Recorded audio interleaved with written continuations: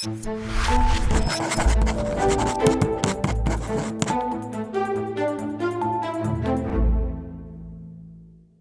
Trump promised an end to the American inflation and that, quote, "I will immediately bring prices down starting on day one." Well, 7 weeks into his second term, not so much. He has alternatively tried to blame Biden, promises notwithstanding, and then said it's hard for presidents to control prices, which is rich. Inflation has gone up under his watch, and the American public is clearly paying attention. Despite the promises of leading an economic golden age being a key factor in his winning in November, newfound concerns about affordability, jobs, and spiraling costs have led to plummeting economic approval ratings for the Donald, with Trump now 12 points underwater.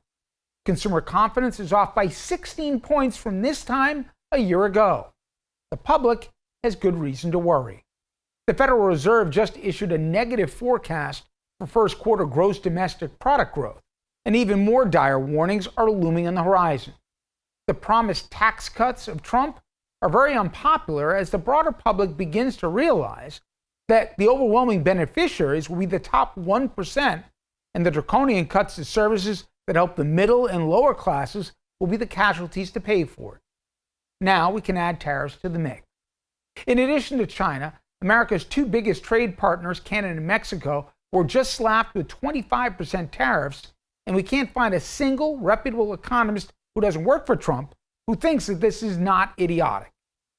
The Wall Street Journal, hardly a liberal daily, issued a scathing takedown by its editorial board saying in part, quote, "We've courted Mr. Trump's ire by calling the Mexico and Canada levies the dumbest in history, and we may have underestimated the point.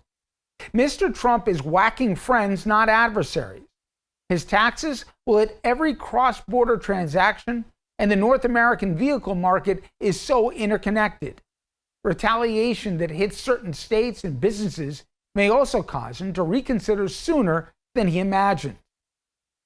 Investors are trying to read this uncertainty as they also watch growing evidence of a slowing U.S. economy.